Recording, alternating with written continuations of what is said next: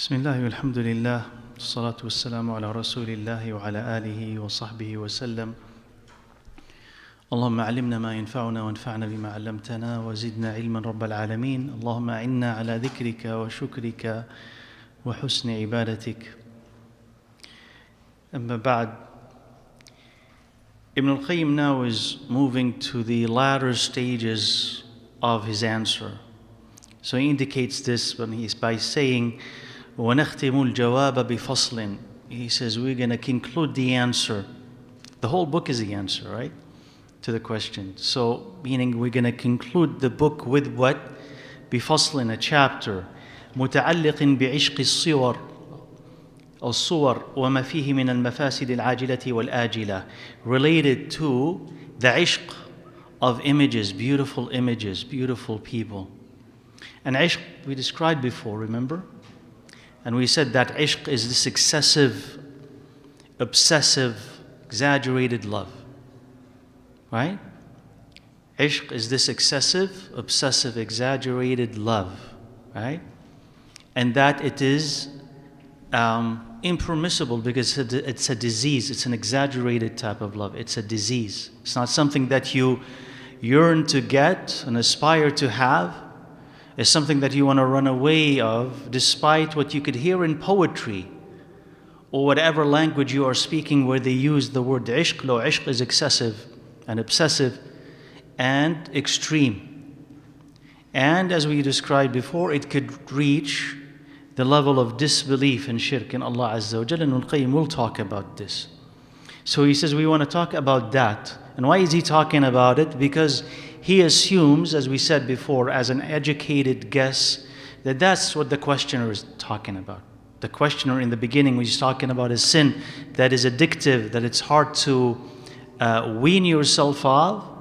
He says it's likely talking about that type of sin, that it is a very strong attachment you're unable to detach from. So that's why he was talking about, when I talked about it. And he went on to talk about the harms in it, that he says, al-ajila wal-ajila, immediate and delayed. The harms that are now and the harms that are be then. وَإِنْ كَانَتْ أَضْعَافَ مَا يَذْكُرُهُ الذَّاكِرِ, even though it is much more than we can talk about. The harms that are in that type of excessive, obsessive love is much more than what we can mention. Much more that we can count. فَإِنَّهُ, why is that the case? فَإِنَّهُ يُفْسِدُ الْقَلْبَ بِالذَّاتِ, because it corrupts the heart itself. Okay, it goes all the way to the heart and it corrupts it. And if the heart is corrupted, what else is corrupted? Everything, actions, everything else. So he said, فَسَدَتِ الْإِرَادَاتُ وَالْأَقْوَالُ وَالْأَعْمَالُ وَفَسَدَ ثَغْرُ التَّوْحِيدِ. He says then, al-iradat, the intentions, and al-aqwal, whatever you say, whatever you speak, al-aqwal, wal-a'mal, and actions, all of them are corrupt because of that.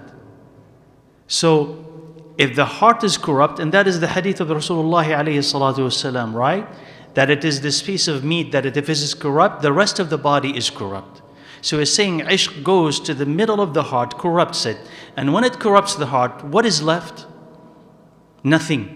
So that is why it's extremely dangerous. So he's saying that it doesn't matter how often we talk about the harms of ishq, there's even more. And I don't think that we appreciate how more prevalent this disease is today compared to what it was in the past. Right? So someone was talking, recounting his past, kind of youthful indiscretions. And if you have a youthful indiscretion, you shouldn't share it. But the guy was talking about it nevertheless. He just wanted to compare his past to the present. So he was saying in the past, and this is in the Middle East, he says in the past, if you wanted to go and meet a girl, okay, you write your number on a piece of paper, phone number, right? If you know the Middle East, you would know that that was a practice. Write your number on a piece of paper, fold it, and go out and try to meet someone. Go to the mall, let's say. He says, but I was met always with constant failure. The girls, if there are girls over there, they're fully covered, you can't see anything. No one is interested to take anything from you. I go and I try and I try and I come back with a number in my pocket. And I go again and number in my pocket. Until I forget about the number in my pocket, I wash the thobe and the ink runs out. He says, that's the fruit of my effort. He says, but today, look at the hijab. Look at them everywhere. She comes and talks to you. Right? Now, we don't appreciate how difficult it was in the past to sin. And this is how it's supposed to be, isn't it? Really difficult, that you have to leave your house and try and even then fail, right? But now you don't even have to leave your room to sin, right? You could meet someone online. You could have all sort of things online. So about ishq al-suwar, loving those beautiful images, just think about how sophisticated makeup would have been at the time of Jahiliyyah or the time of early Islam or afterwards. How sophisticated is the makeup? How much did they have to hide your real appearance and make you look like an angel like we have today? The products, the sophistication, the colors. Think about the clothes and the high heels that transform you again into something out of this world. Did they have all of that then? It wasn't sophisticated. It was very, very simple. And then they didn't have filters, but we do. They didn't have internet, but we do. They can't enhance images, but we can. And these images are everywhere. So the infatuation with, the attachment to this beauty today is much more serious and harmful than it was in the past, right?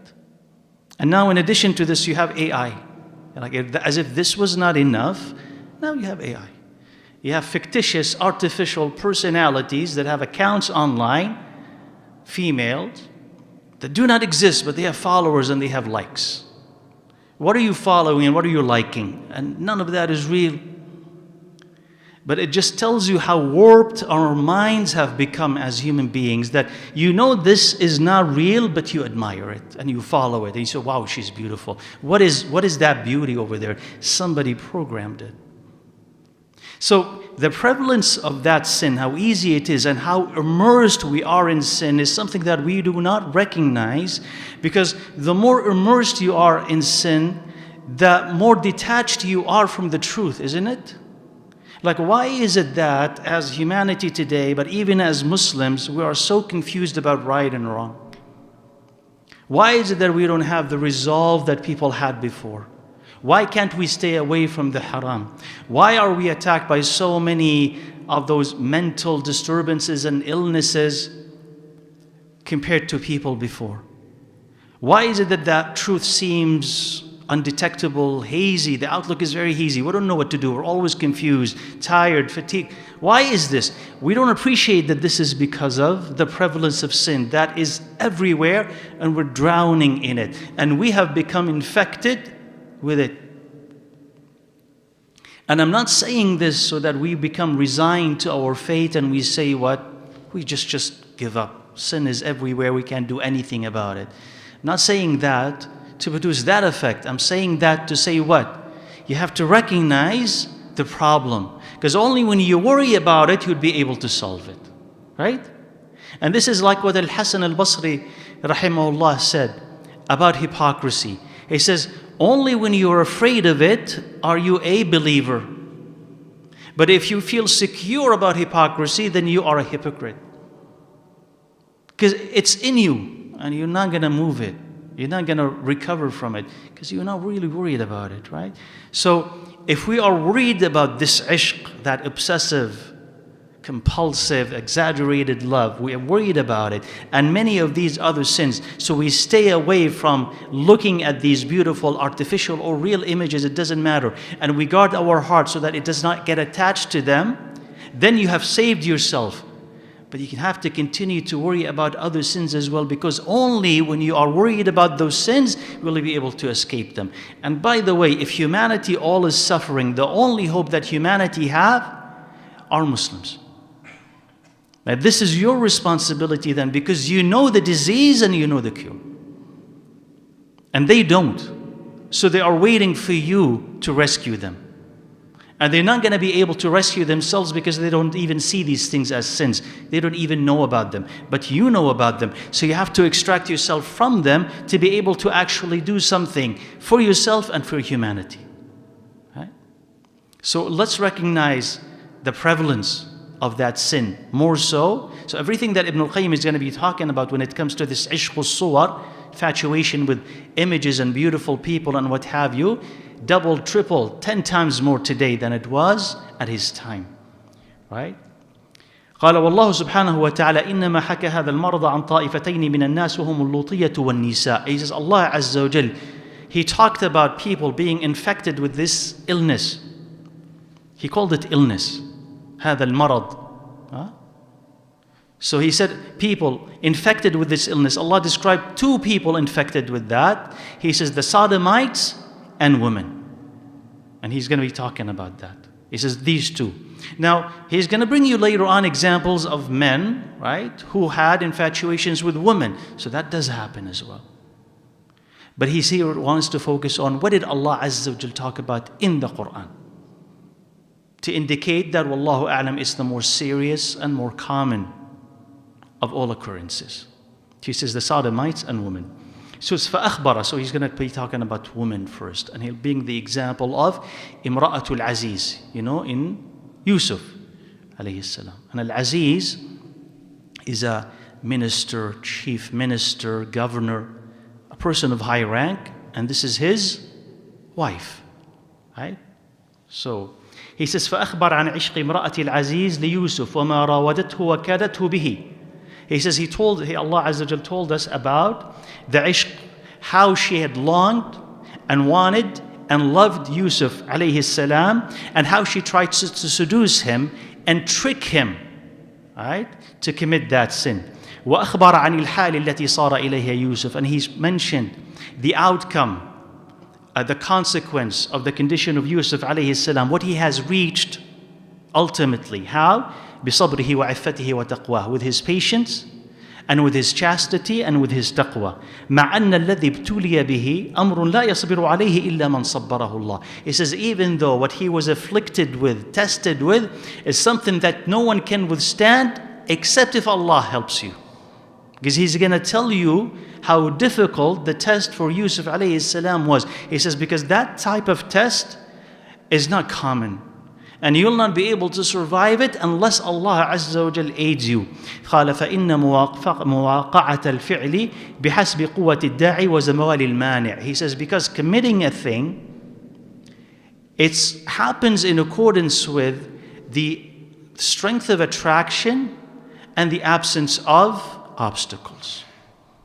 That is, for Yusuf alayhi salam, there is this thing that he was invited to do. He says any action, especially sin, but any action, you're going to do it when? It says if you're really attracted to it, plus no obstacles. If there are obstacles, of course they're going to stop you. The attraction is weak, of course you're not going to do it, right? It says, but if the attraction is strong and you have no obstacles, what is stopping you? Nothing.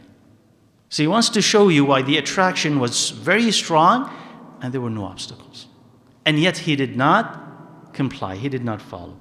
قال وذلك من وجوه. Now he wants to explain. And you're going to get from Ibn al-Qayyim rahimahullah a lot about human nature now. If you want to understand human nature, personality, even psychology, you're going to understand a lot from what Ibn al-Qayyim rahimahullah is talking about. He says, first of all, ما ركبه الله سبحانه في طبع الرجل من ميله إلى المرأة. He says what Allah Azza wa Jal had put naturally in men to be inclined, strongly inclined towards women. كما يميل العطشان إلى الماء والجائع إلى الطعام. He says, as a thirsty person yearns to drink, or a hungry person yearns or needs to eat. He says that's the attraction, that's the need that men have for women. حتى إن كثيرا من الناس يصبر عن الطعام والشراب ولا يصبر عن النساء. He says to the extent that a lot of people can stay away from eating and drinking, but cannot stay away from women. He's saying the attraction is what? Stronger. Yeah, I can fast, I can stay away from food, I can eat whatever. but not away from women. He's saying that is a strong attraction. قال وهذا لا يذم إذا صادف حلا بل يحمد. He said this is not to be criticized if it's put in the halal. It's actually praiseworthy. This is praiseworthy. كما في كتاب الزهد. Now he's going to bring a hadith here. The first part of the hadith is authentic. The second part of the hadith is weak. So it is said that the Prophet ﷺ said, حُبِّبَ إِلَيَّ مِن دُنْيَاكُمْ النِّسَاءُ وَالطِّيبُ أَصْبِرُ عَنِ الطَّعَامِ وَالشَّرَابِ وَلَا أَصْبِرُ عَنْهُنْ. He says, it was made beloved to me from your dunya, woman and perfume. That's the authentic part. Then the one that is not authentic, he says, I can stay away from eating and drinking, but I cannot stay away from them. That second part is weak. But the first part is famous, is well known, authentic hadith. حُبِّبَ إِلَيَّ مِن دُنْيَاكُمْ النِّسَاءُ وَالطِّيبُ. It was made beloved to me from your dunya, women and perfume. The first reflection here that I want to emphasize, which is that he said, rahimahullah, he said, وَهَذَا لَا يُذَمُّ بَلْ يُحْمَدْ. Meaning attraction to women is not to be criticized, but it is praiseworthy if it's where? Halal. It's praiseworthy. Now this is going to require a bit of an kind of intellectual move or cultural move for you to actually embrace this. Because if I were to tell you, and I think this is embedded in the minds of a lot of us, what is your image of a pious person? You would say a pious person is one who is not interested in women. Like in the head of a lot of people, if not you, alhamdulillah, that's good. But in a lot of people, what is piety? He's not interested in women. Right? It's like, where does this come from? Because this affects you and affects how you deal with the opposite sex and affects how you look at previous Muslims. So where does this image come from? That the pious, the religious are not interested in sex, are not interested in women. Well, it comes from various sources. It comes from philosophy, who had split the human into spirit and body. The body is bad, the spirit is good. So anything that is of a bodily urge is bad. So heaven to them is completely spiritual. The body has no place. So that's philosophy. Christians pick on that, right? That's what you have monks and monastic life, right? Deny the body, torture the body, because anything that is related to the body is dirty, unclean. Also, it comes from the East as well. Eastern traditions also coincide. Whether you also think that you have to deny, torture the body. Hinduism, Buddhism, they do that. You have to torture the body, deny the body. Only when you kill the body, the spirit will survive. So in the mind of a lot of people, even in Muslims, they have absorbed the idea that to be righteous is to not be interested in women. But ibnalqayyim, if you understand what he's saying here, he's saying, is this actually true? He says that would be deficiency. Right? Do you agree? That would be a deficiency. Because what did he say, alayhi salatu wasalam? He says, two things are made beloved to me from your dunya, woman and perfume. Leave women aside for a second. Isn't loving perfume a sign of perfection? A sign of excellence? Like, you're a person who likes good perfume. I'm not talking about exaggerations or overdoing it. But you like good smells, so you always put on a good smell. People always smell good from you. Isn't that a good thing? It's a sign of perfection, a sign of excellence. طيب. Eating and drinking. If you say, I can't eat and I cannot drink, what would we say about you? You're sick. Something is wrong with you, right? You're incomplete. But if you say, I can eat and I can drink, without exaggeration, but I can eat and I can drink, what is that? You're healthy. You're healthy. And if you eat and you drink and you use that to help you do other great things, then what? Alhamdulillah, that's perfection. هذا كمال. This is what is called kamal. Otherwise, there's something missing from you. May Allah Azza wa Jal help you. May Allah Azza wa Jal help me if that's my case. But that's not perfection. So loving to be with women or loving intimacy in the halal is perfection. Missing it is a sign of deficiency. That's why he's saying, وَهَذَا لَا يُذَمُّ.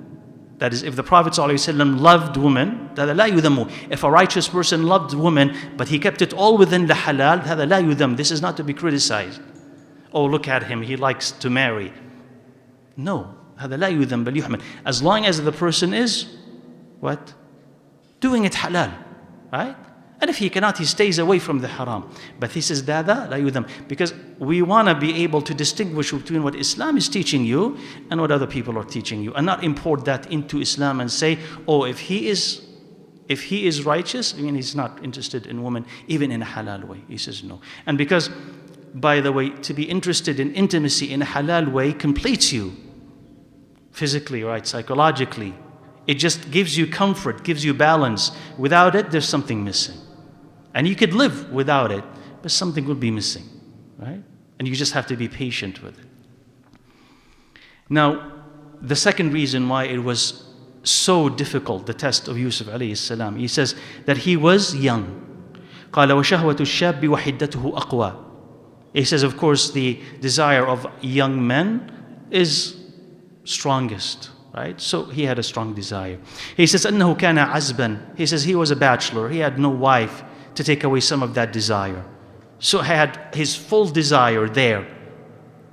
And he was young. So he was the most vulnerable because of his age.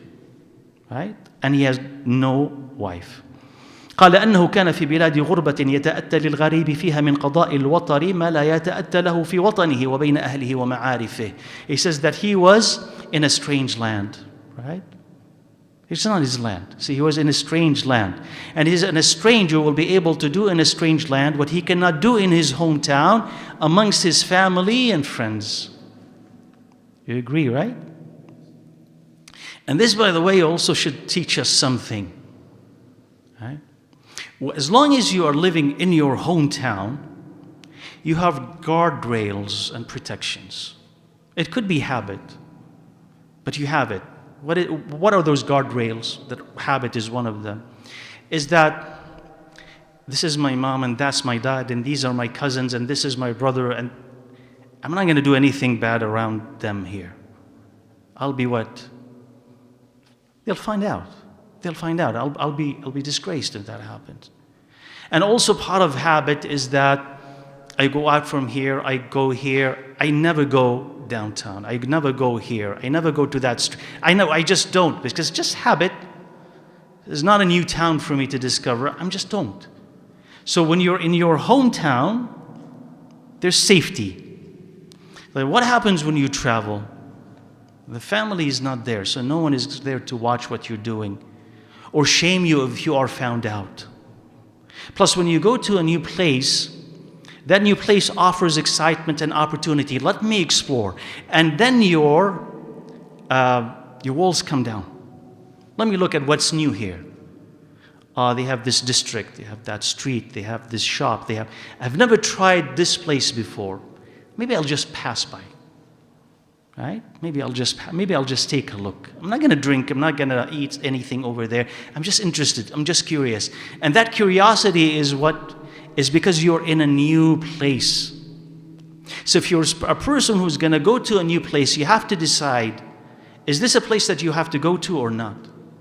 Especially when you have none of these protections around you. So some people, when they want to travel, summer, you want to travel, especially if you're a bachelor, but even with a family, where are you going?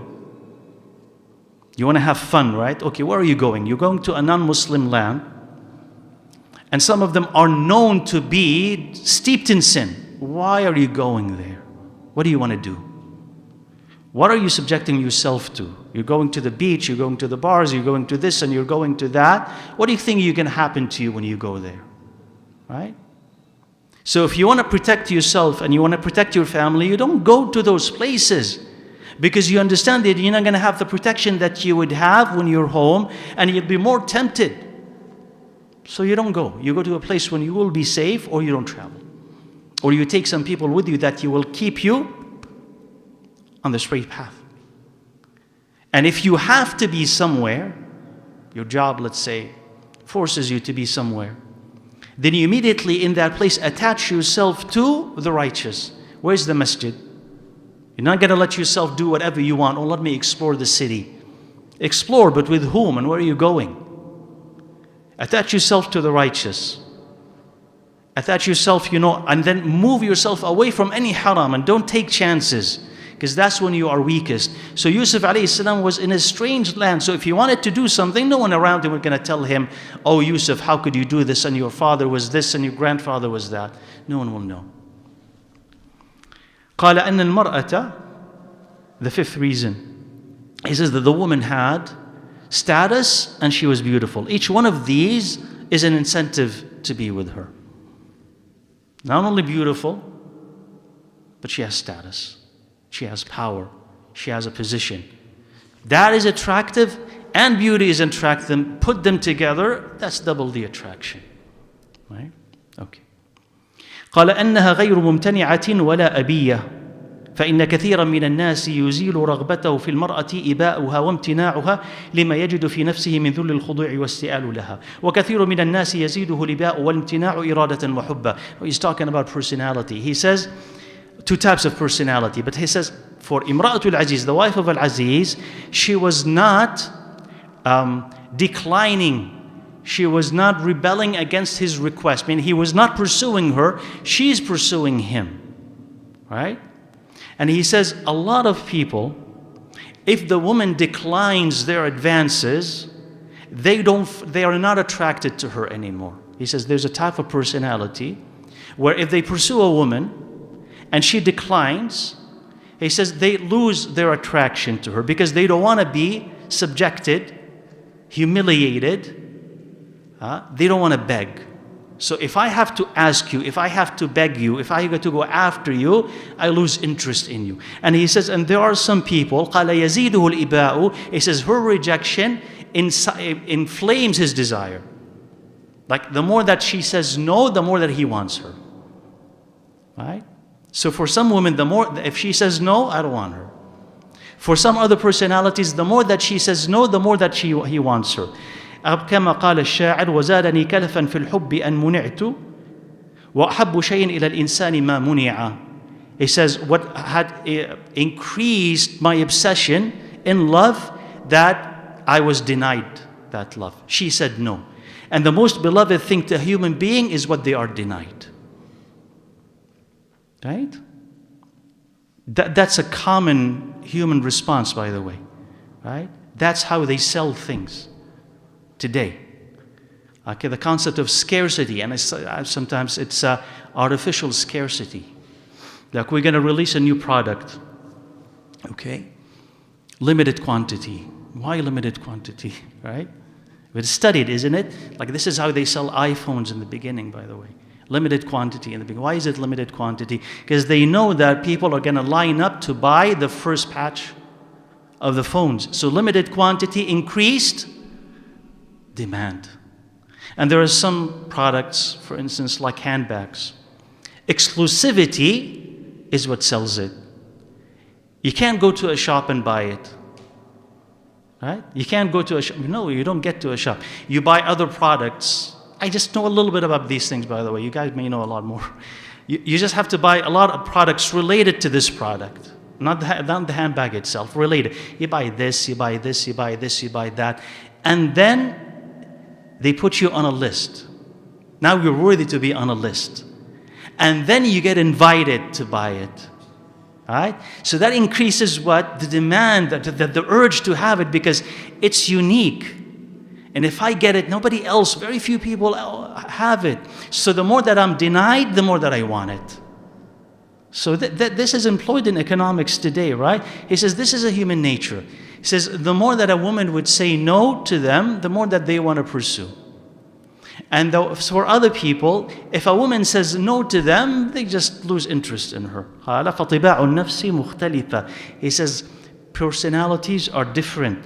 So some of them, he explains this further. Some of them, their love for a woman, when she gives him what he wants from her, he loves her even more. Let's just talk about the halal, but it also could be the haram as well. Somebody is married to someone, he wants to be intimate with her. She She's okay with that. She gives it easily. She sleeps with him. She's intimate. He says he loves her more because of it. But if she continuously says, no, I don't want to, this and that, he loses interest in her. And he says, أخبرني بعض القضاة. Some of the judges have told me so, that he loses interest in his wife or what have you when she says no or she declines intimacy. He says, and the other one, the opposite, who love more when they are denied. فَيَشْتَدُّ شَوْقُهُ كُلَّمَا مُنِعَ. He becomes more obsessed whenever he is denied. قال ويحصل له من اللذة بالظفر نظير ما يحصل من اللذة بالظفر بالضد بعد امتناعه ونفاره. Meaning he gets as much joy winning this elusive prey as much as the joy of the desire itself. Meaning he wants to be intimate with this woman. She is rebellious and she doesn't want him. He pursues her. So he has two types of joy. The joy of the desire, the intimate desire, and winning that woman. Both of them. And he says, you see that, the case, where does he say this? واللذة بإدراك المسألة بعد استطعابها وشدة الحرص عليها. As if, for instance, some people, if they want to study something, if it's easy, they like it. If it's hard, they don't. Other people, it's the opposite. The more difficult it is, the more enticing it is. Because once they actually find out the answer, they feel the joy of conclusion, that I caught this and I found this. Right? And you find that, subhanAllah, a couple of comments about this, you find that in humans, when they get bored with what they have around them. So you have those people who go on safaris and they hunt rare endangered animals. Why do they travel so far to do this? Because they've hunted everything around them. It's not a challenge anymore. So where's the thrill of the pursuit? So I shot deers and I shot this and I shot that. It's done. What's left? It says you go and there's this rare animal that not everybody gets to shoot at, gets to kill, gets to get its head or stuff, but you can. So they travel and they pay a lot of money for this. It's the thrill of the pursuit. Right? So for Imra'atul Aziz, he did not have to humiliate himself and ask her. She's the one who humiliated herself and asked him and pursued him. And by the way, also before we leave this, a point of another reflection over here. Because of that thrill of the pursuit, I want you to understand that not everybody who is going to express interest in another is doing this, especially if that person is pious, which is the one who is being pursued. He's not always going to express interest in that person because they actually love them, but because of the pursuit itself. So if you're a man or you're a woman and you are chaste, and then you're pursued and you reject those advances. The other person, right, especially if they are not pious, they are used to sin, they will look at you and they say, that's a pursuit. That's someone that I want to get. That's the one I want to break. It's not just simply because they're in love with you. In your head, you may think they're in love with me.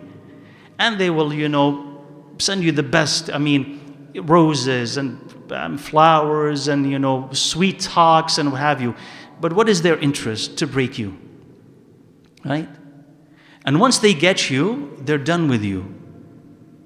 So I want you to understand, if you're male or if you're female and you are pursued like that, don't necessarily take it as a sign of love or affection, something that is flattering. A person might actually be pursuing you to win and break that innocence of yours. And there are people who are interested, again, especially if they are wicked, in contaminating and breaking innocence. They don't dare see it. They don't want to see it.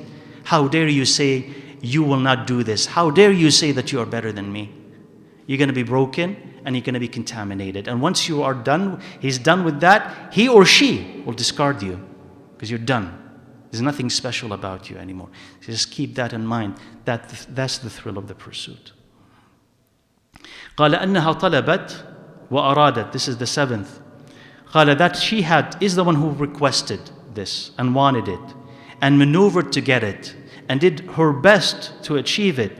So he says she sufficed him the need to ask her to commit that sin. She is the one who was pursuing him. And she was the one who is humble or had been humiliated, and he is the one who is honorable. Even though she's the one who has the power, and he is the one who is supposedly a slave. He is her slave, right, in the household, and she is the one who has all the power. But his iman made him stronger than she is. His iman made him the actual free person, and her lack of iman enslaved her. Like, she's a free person acting like a slave. She's a free person, yeah, with all the power. Where is all that power? She's acting like a slave. What enslaved her? That diseased love that she had for him. It enslaved her. Him, on the other hand, he has his iman. So externally he's a slave, internally he's a free man. And he is more honorable and stronger than she is.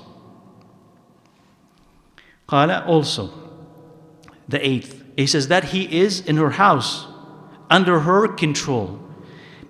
And then he will be afraid that if he does not obey her, she will punish him. So here he had two motivations to do what she's asking him to do: the desire and fear. Right? So, not only that, there is this natural desire that he has for the opposite sex. She's beautiful, she has status and all of this, but she has threatened him. And he knows and he expects that she can actually fulfill her threats. So there's also fear to compel him in addition to the desire. قال أنه التاسع, he says the 9th reason why it is difficult test for Yusuf. He says أنه لا يخشى أن تنم عليه ولا أحد من جهتها. He's not afraid that she will tell on him later on, and no one around her will do that. Why? Because she's the one who's pursuing him, and she closed all the doors and dismissed all the watchers and observers, so no one will be able to see what's happening. So no one can tell about him later on. He's safe. If it happens, it's going to be safe. قال أنه كان في الظاهر مملوكا لها في الدار بحيث يخرج ويحضر معها ولا ينكر عليه. He says that he's ostensibly, in appearance, he is the slave, and as a slave he can come inside the house, leave the house at any time, and no one will blame him for it. So if he wanted to do this and continue to do it, he will go undetected. Right? He will go undetected. So the path has been paved for him to do it. And he says, and also, and this is important, وَكَانَ الْأُنْسُ سَابِقًا عَلَى الطَّلَبِ وَهُوَ مِنْ أَقْوَى الدَّوَاعِ. He says, and familiarity preceded her request to commit that sin, and this is one of the greatest causes to commit that sin. That they have been what? Familiar with each other. Because he is a servant at the house, and she is close to him. He says, كَمَا قِيلَ لِمْرَأَةٍ شَرِيفَةٍ مِنْ أَشْرَافِ الْعَرَبِ. As when one noble woman from the Arabs, from the nobility of the Arabs, and the nobility of the Arabs is a nobility of lineage, and we'll discuss this further. He says, what is the thing that made you commit zina? And in another narration of this, she committed zina with her slave. Right? She committed zina with her slave. He says, what made you commit zina? And you're part of the nobility. She said, قُرْبُ الْوِسَادِ وَطُولُ السَّوَادِ. He says, the proximity of the pillow and the long night. قد تعني قرب وساد الرجل من وسادتي وطول السواد بيننا. The proximity of the pillow and the long night. What does she mean by that? It's proximity. Okay? Proximity. قرب الوساد, meaning that we sleep close to each other. Not very far. Okay. And what else? طول السواد. He says it's a long night. What about the long night? You get to talk. You get to talk day after day, night after night, night after night. He says that when you become so familiar with someone, the barriers between you and them come down. And then it is easier for you to commit zina because of it. And there's a great lesson in that. You want to avoid zina, don't let the walls come down. Right? You don't let the walls come down. No matter where your situation is, at work, right? With some family, right? Neighbors, the masjid. Even in da'wah, sometimes, subhanAllah, the shaitan will attack you from where you do not know. You come to the masjid because you're trying to escape all the temptations outside. You engage in da'wah because you're trying to escape all the temptations and do something good. But that work brings you in proximity with other females, and you start to talk and you start to joke and then the walls come down, and then from where you do not expect, now you're in love with so-and-so, or maybe you've committed zina with so-and-so. Where did that come from? It didn't just happen all of a sudden. Absolutely not. Or at work, right? It didn't happen all of a sudden that so-and-so got in love with so-and-so, divorced his wife because of her, or betrayed her and he was unfaithful. It didn't happen all of a sudden. How did it happen? Familiar conversations, jokes, right? Extended conversations. So the closer you are to a female, the closer you are to a male, the more likely that you're going to develop feelings for them, and the more likely that you're going to commit the sin of zina. So if you maintain a distance, then you're safe, right? And here commentary on that nobility that they were talking about. People before had integrity, okay, that we seem to be lacking today. We're talking even about people who are even maybe not Muslim, but they had some sort of integrity, right? Like when you're noble, and nobility, as I said, it doesn't mean that you have a lot of money, but lineage is nobility, like you inherit from your family. You know how you say, he comes from a good family? What does that mean? You've been raised well. So you inherit from that family how to act. That's nobility, integrity, right? And we seem to have lost that integrity, like globally. You don't see that. Yani Hind bint Utbah radiyallahu anha, who is the wife of Abu Sufyan radiyallahu anhu, when she came, and she was an enemy of Muslims close to the very end, but she accepted Islam. So when the Prophet sallallahu alaihi wasallam said, when he had taken the bay'ah from the woman, قال وَأَلَّا تَزْنِينَ, and you do not commit zina. Oh, she covered her head, right? She covered her head. He says, وَتَزْنِي الْحُرَّةِ. He says, would a free woman commit zina? Like, what a shame that we even have to talk about this, right? So why does she say it? Because it's unthinkable. It's not like they didn't have zina in Quraysh, but it wasn't a free woman. Like, why would a slave be more likely to do it? Because a slave had been downtrodden and beaten down, and then they need money, and their life is miserable. Like, you understand maybe that why that could take place. But a hurra, a free woman, right? Even if she's poor, a hurra, she would do this?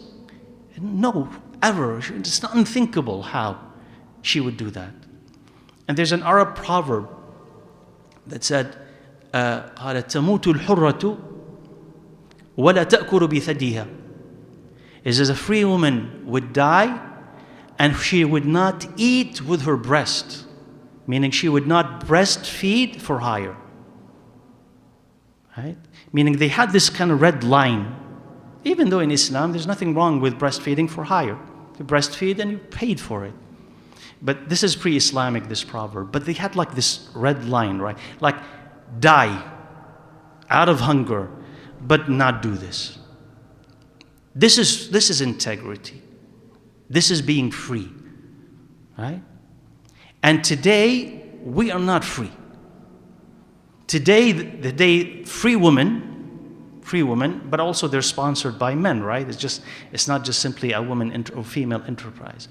Free women, right, who are not about to die, they will eat with their body. Stand in front of the camera and do whatever. And it gets consumed. And she becomes popular, and she becomes very rich. You're not about to starve to death, right? You weren't about to. Why were you doing this? Yeah, and we're talking about non-Muslims mostly, and I assume Muslims as well. Why are you doing this? For clicks, for fame, for ads? Why are you doing this? So, are you a free person? No one owns you, technically, but you're a slave, right? And a slave, right, even if someone owns him, but he has a free spirit, he's a free person. Doesn't matter technically if someone actually owns you or not. We are living in an age of slavery. We are slaves. We act like slaves, and this is not to demean the word slave. No. I'm saying that we're at the lowest of the low. Right? Lowest of the low. Most people and what we consume, what we see, what we produce is of that type. So imagine someone coming from a non-Muslim, pre-Islamic ethos, where he says, I'll die and I will not do this. Look at that integrity. Or, would a free woman commit zina? How impossible that is. To where now it's more common. From people who come sometimes from good families and they have a lot of money and they have this and have so much going to them. But on the inside, they're not free. They are slaves. Right? So, subhanAllah, who was in the story of Al-Aziz and Yusuf alayhi salam, who was the free among them and who was really the slave? Who was the one who had real power and who was the one who didn't?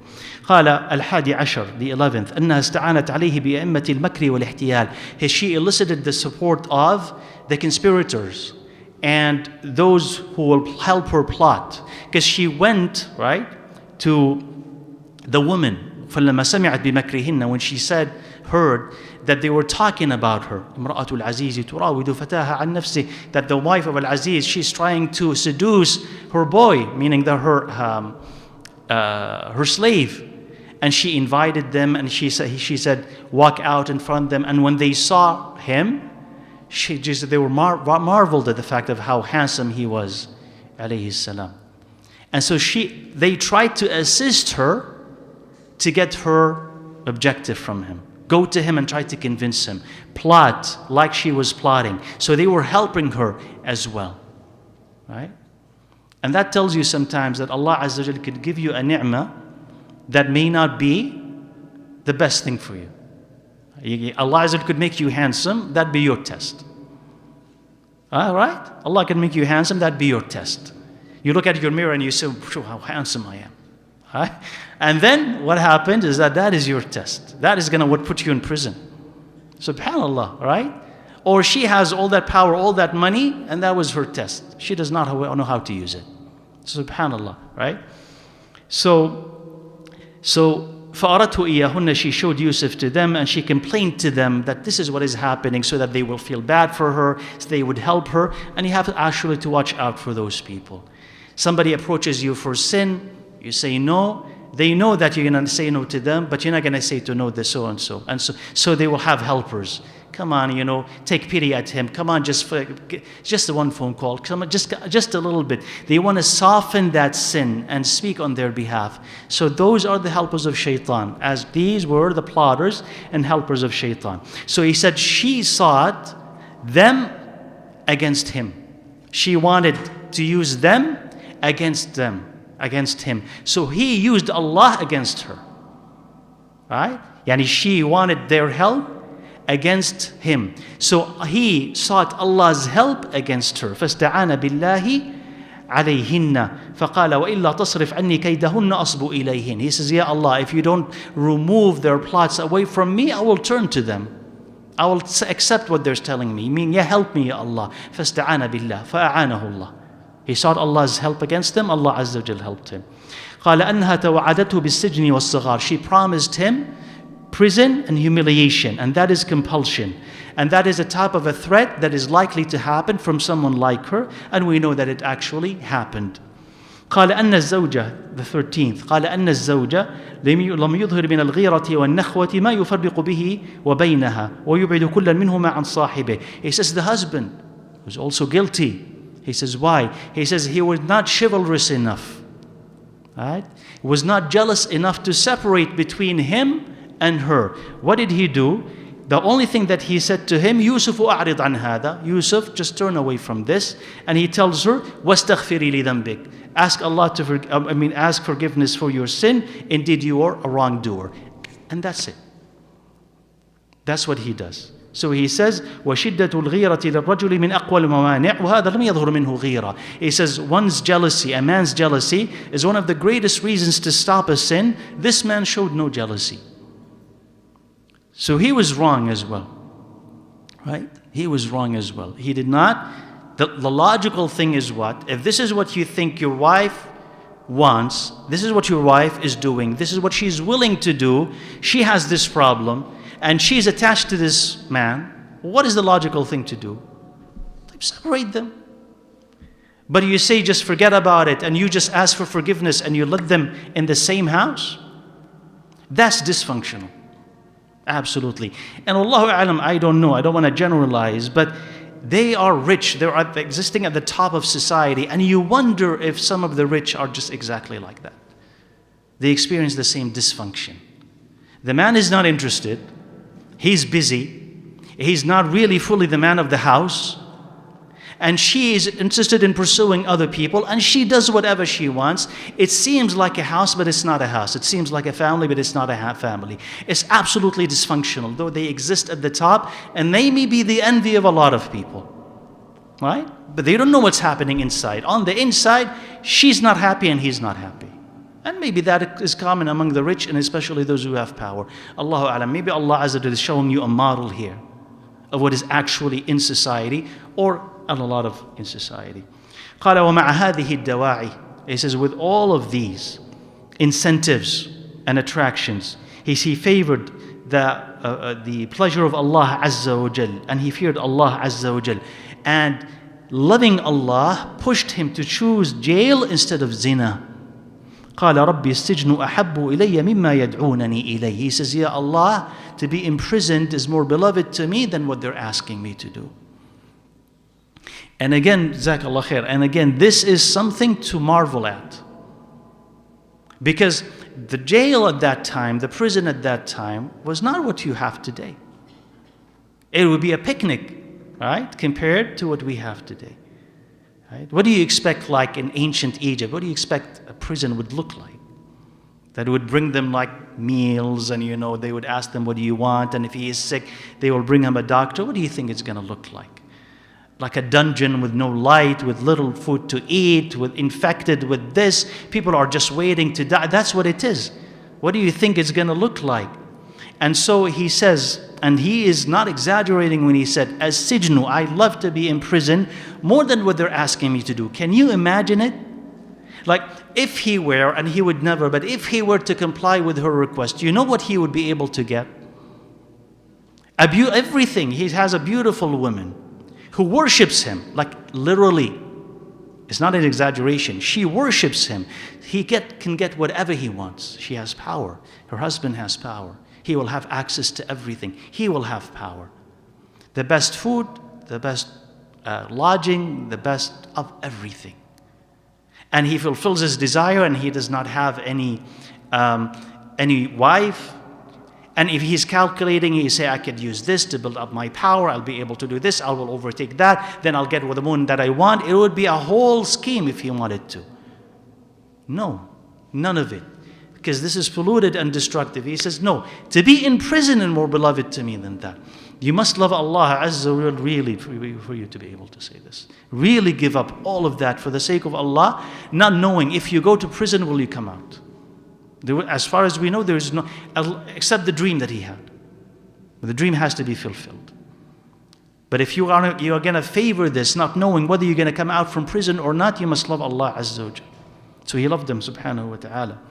قال وعلم, and this is important. He says وعلم, he knew that he cannot dismiss these advances on his own, and that Allah Azza wa Jal, if he does not protect him, right, and dismiss all of their plots, he will turn to them naturally, because this is the human nature, and he will be among the ignorant. قال وهذا من كمال معرفته بربه ونفسه, and this is because of how well he knew Allah Azza wa Jal and knew himself. Like on my own, وَإِلَّا تَصْرِفْ عَنِّي كَيْدَهُنَّ أَصْبُ إِلَيْهِنْ. If you don't protect me from their plots, I will turn to them. So he knows Allah very well, and he knows himself very well. And a lot of us exaggerate our own, power and abilities. Oh, I can't do this. I can resist temptation. I can resist the haram. You come very close to it. Yeah, I'm strong enough. If that's what you're thinking, you don't know yourself. Allah says, وَخُلِقَ الْإِنسَانُ ضَعِيفًا. Humans were created weak, and you'd say, I'm strong. And then you don't know yourself. You're deluded. You're deluded. And that delusion is going to destroy you. Yusuf alayhi salam knew he was not strong on his own. Because on his own he's weak. So who is making him strong? Who is the one who can make him strong? He says, Allah Azza wa Jal. He says, if you are with me, then I can resist them. So he solicited Allah's help and aid, and Allah helped him and aided him. And sometimes Allah's help and aid comes in ways that you may not like, but you will praise. That to be protected from them, he had to go where? To prison. Anybody likes this? But that is ultimately better for you. Like how Allah Azza wa Jalla sometimes, in order to protect you, He makes you sick. In order to protect you, He makes you poor. Maybe not forever, but periods in your life. In order to protect you, He takes this from you, just to wake you up, to tell you something was wrong, or to protect you from some harm. And when you don't see it, you complain. But Allah Azza wa Jalla is what? Protecting you, right? قال وفي هذه القصة من العبر والفوائد والحكم ما يزيد على ألف فائدة. He says in this story of Yusuf عليه السلام, of benefits and lessons and wisdom, what is more than 1,000 benefit, he's saying. And he's not exaggerating, right? He means it when he says there's more than 1,000 benefit, that if you read the story, you could extract it from it. He says, may Allah Azza wa Jal help us that we could write about that, a separate book. He did not. He says, وَالطَّائِفَةُ الثَّانِيَةِ. He says the other group that Allah Azza wa Jal described, that they have this ishq, he says they are the Sodomites. As Allah Azza wa Jal described them in the Quran when He said, وَجَاءَ أَهْلُ الْمَدِينَةِ يَسْتَبْشِرُونَ. The people of that city, they came rejoicing. قَالَ إِنَّ هَؤُلَاءِ ضَيْفِ فَلَا تَفْضَحُونَ. So Lut alayhi salam replies when they wanted to commit fahisha, sinful acts with his guests, he said, these are my guests, so do not disgrace me. Why did he say this? Because it's my job as their host to protect them and honor them. These are my guests. And again, that's something that we don't have as much of today. We've lost it because we're really isolated from each other. But before, and even Islamically, a guest has a right. So, how could you come into my house wanting to do this with my guests? Don't disgrace me like that. Don't shame me like that. Have respect for me and for my guests. وَاتَّقُوا اللَّهَ وَلَا تُخْزُونَ. And have fear of Allah Azza wa Jal, have taqwa of Allah, and do not disgrace me. قَالُوا أَوَلَمْ نَنْهَكَ عَنِ الْعَالَمِينَ. They said, did we not forbid you to host anyone? Did we not forbid you to shield anyone? Right? أَوَلَمْ نَنْهَكَ. قَالَ هَؤُلَاءِ بَنَاتِي إِن كُنْتُمْ فَاعِلِينَ. He said, these are my daughters. If you're gonna do, if you want to fulfill your desire, these are my daughters. And the Mufassirin, they have two interpretations of that. Either one, he said, marry the woman in that village, because the Prophet of Allah is like their father. Marry the woman of the village. That is better for you than whatever you want to do. Sleep with men. Or banati, actual daughters. He says, marry my daughters. If you really want to, marry my daughters in halal. That's better to you than sleeping with men. So he could have meant this, could have meant that. Wallahu a'lam. Allah Azza wa Jal said, لَعَمْرُكَ إِنَّهُمْ لَفِي سَكْرَتِهِمْ يَعْمَهُونَ. He says, I swear by your life, O Muhammad alayhi salatu wasalam, they are drowning in their sakra, in their intoxication. They're not able to wake up. They want just one thing, and they are determined to get that one thing. And that is what ibnalqayyim, rahimahullah, he said that is the type of ishq or obsessive longing for beauty. Because the angels, when they came down and they visited Lut alayhi salam, they were the most beautiful, most handsome. So there was this great attraction and test. Beautiful, so they ran to commit sin with them. So he said, Allah Azza wa Jal told us about those two groups.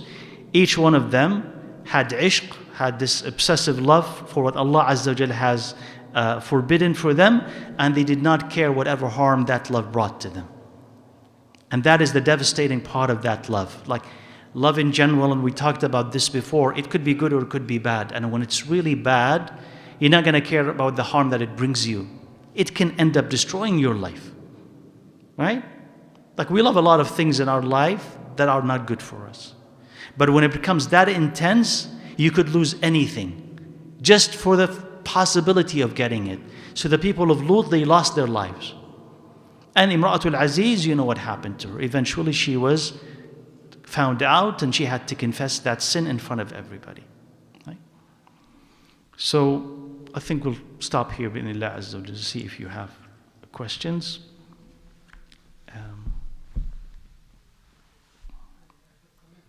Comment inshallah. تفضل.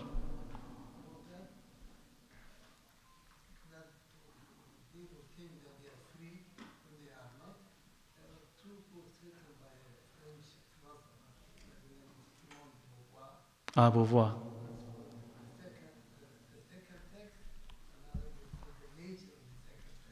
The second sex?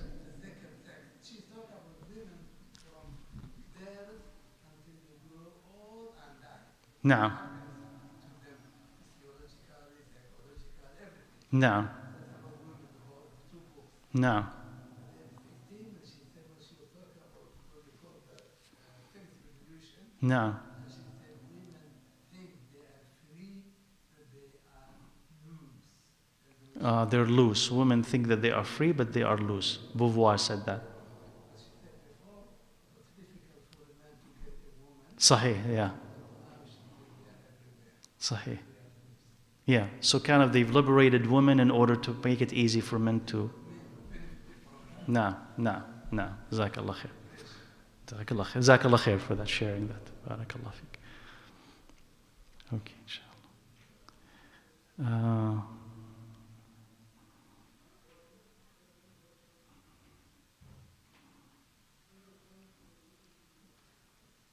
Okay, so this is kind of related to what we talked about. He says, perhaps you can comment on this. I've noticed that people online within certain communities, from video games, movies, TV shows, etc., obsessively thirst over fictional characters, even if it's animated. They'll draw them, write and comment about them, write fan fiction, etc., and supposedly these characters are designed to be highly attractive, even if they're only animated. So that's kind of the thing that we are talking about, related to what you mentioned in the beginning. That's the thing that we're talking about. And what we've mentioned is a good component that we can add to it. We talked about AI, but animation as well. So it's video games or series and what have you. And these female characters, maybe male characters as well, Wallahu a'lam, but female characters, they are drawn with exaggerated features. I mean, no woman is gonna look like that, right? She's drawn with exaggerated features. And that kind of, in a sense, draws especially the young to her. But maybe they're not so young. The thing here is what has happened to us for that to be attractive. Like, I can understand part of it, but when you understand that it's all fiction and none of it is real, how can that remain attractive? And especially as the questioner have remarked, that it actually engages you. It's not just like, oh, she could, and then you just move on. No, she actually become attached, and none of it is real. So it tells you, subhanAllah, that attraction, sexuality has been warped significantly. And that's why I said we need to extract ourselves from it, because as long as you are in that medium, looking at these things all the time, this is what is attractive to you. And you may find it difficult to be attracted to something else, to the real. The real is not attractive, because nothing is going to look like that, and you're just now attracted to this. You need to wean yourself off of it and stay away from it, and then reintroduce yourself to something that is normal, something that is natural. Then maybe then you can attain the balance that you need. But if you find yourself being drawn to even animation, right? Western, Eastern, Japanese, whatever it is, right? It may look like it's for children, but you look at it and it's not for children. Like, animation isn't always for children. Look at how they draw, and then be careful of what you're introducing to your own children.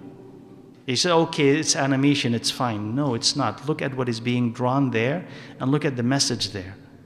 So you have to choose something that is safe and something that is free from these early kind of porn-like images.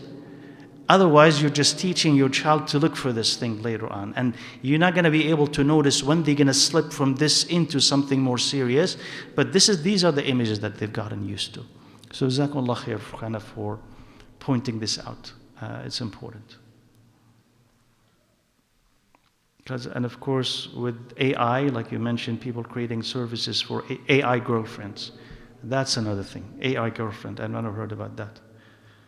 But again, subhanAllah, I mean, you notice like when we come up with something new, the first thing that we use it for is evil, right? Like among the very first thing that we use it for, like AI, what did we use AI first for? Is warfare and these things, right? We bomb people with it. Like about the very first thing we use it for was bombing people. That was in Gaza, right? And then these types of things. Maybe we could use it for other beneficial things. But the first thing and more popular thing is just decimating people. طيب. Anybody else, inshallah? تفضلي. وعليكم السلام ورحمة الله.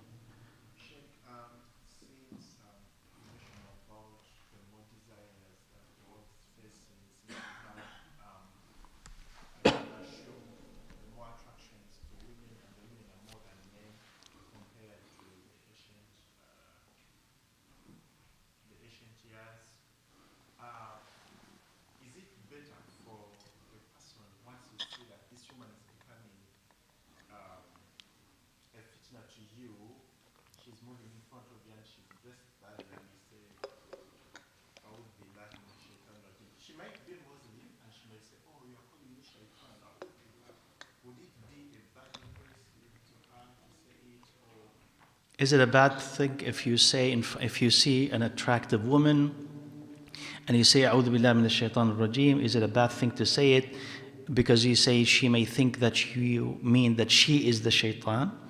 That "A'udhu billah" does not have to be audible, and she doesn't have to hear that, right? Because what you're asking is Allah to protect you from shaitan. You're not trying to rebuke her. You tell her, you are the shaitan. You're not trying to do that. You're trying to ask Allah to help you. So you could say it to yourself. You could say it in a way that you can hear it, but she doesn't hear it. And if she inadvertently, without you realizing, has heard it, and you say, "A'udhu billahi minash shaitanir rajim," you tell her, "I believe sincerely that you're not shaitan." Right? But shaitan is using whatever is happening here to mess with my brain. So I'm asking Allah Azza wa Jal to help me against the shaitan. You're not the shaitan, right? So she's not a devil. We definitely know she's not jinn, she's not devil. But the shaitan is using that. So this is what I'm trying to do in order not to offend, right? But it doesn't have to be loud enough for you to kind of alert her to the fact that you are saying it if she's going to be misinterpreted.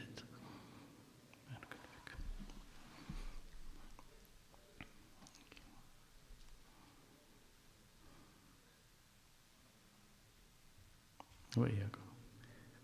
Okay. So we're good? تفضل.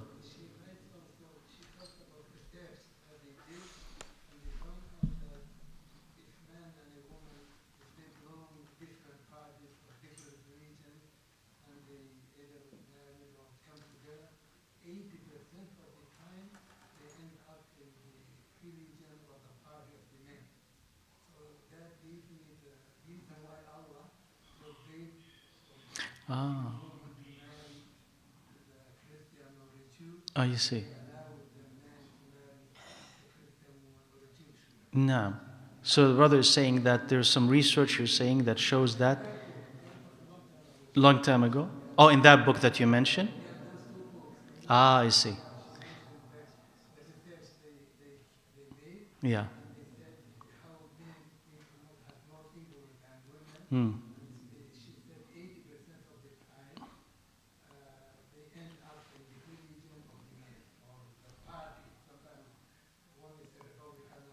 See, I see. I see. So brother is saying that in the same book that he had mentioned, that there was some research. It was a while back. It says that if a male and female, they married and they are together, and they come from different backgrounds, different religions or different political affiliations, 80% of the time the woman eventually ends up aligning with the man, following the man. So if the man has a different religion, the woman eventually follows the religion of the man. If he has a different political affiliation, she ends up following the affiliation of the man 80% of the time. So the brother is saying this is kind of reminds him of the wisdom behind Allah Azza wa Jal allowing Muslim men to marry Christians and Jews, but not allowing Muslim women to marry except Muslims, because the influence comes from the man and it consumes the woman most of the time. Wallah. Jazakallah khair for this.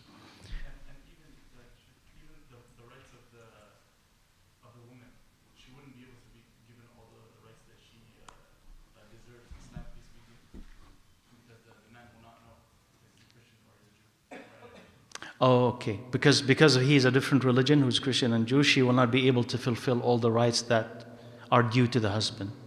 Yeah, makes sense. The other way around? Okay, I'm sorry. Okay, so if she's a Muslim. And the man is of any other faith, she will not be able to be given her rights. Oh, he won't be able to give her rights. Okay, I'm sorry. Okay, he won't be able to give her rights. That's sahih. Fadl.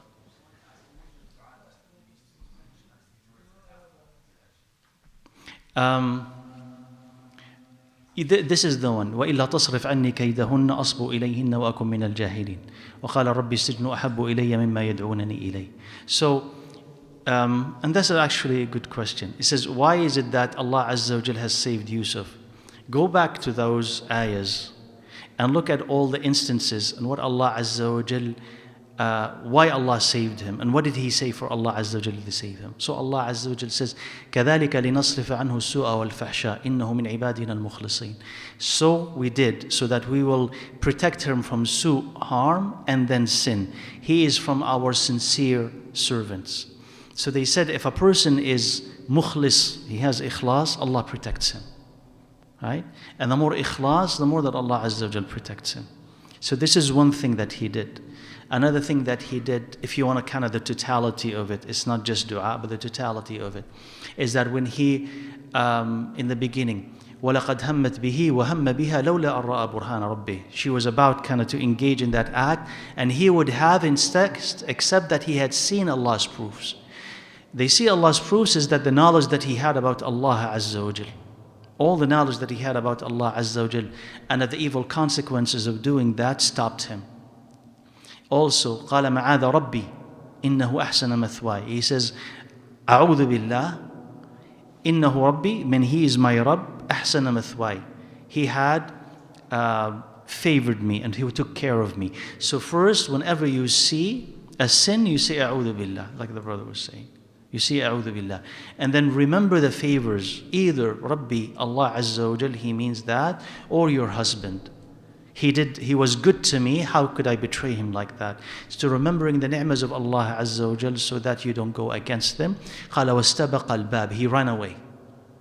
So أعوذ بالله. And then he has this knowledge. This is, we're not going to go against, who was good to me, and he ran away. So he says when something like that happens, or anything, you don't stay, you run away from it. And then the dua that he made to Allah Azza wa Jal, right, that I've just mentioned, all of these combined kind of rescued him from it. وإياكم. تفضل.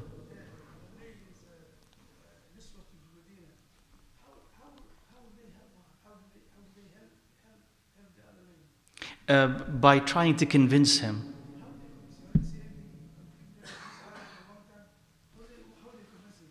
Because after the Wallahu a'lam, قال وإلا تصرف عني كيدهن أصب إليهن. So there's كيدهن. أيوة. يعني they have kaid, not just her kaid, كيدهن. A group of women. They felt sorry for her. They saw how handsome he was, and she complained to them. And they said, "We'll help you." That's how it goes. جزاك الله فيك. خير إن شاء الله. خير إن شاء الله. We'll see you بإذن الله عز وجل next week at the same time. سبحانك اللهم وبحمدك أشهد أن لا إله إلا أنت أستغفرك وأتوب إليك. الحمد لله رب العالمين. السلام عليكم ورحمة الله.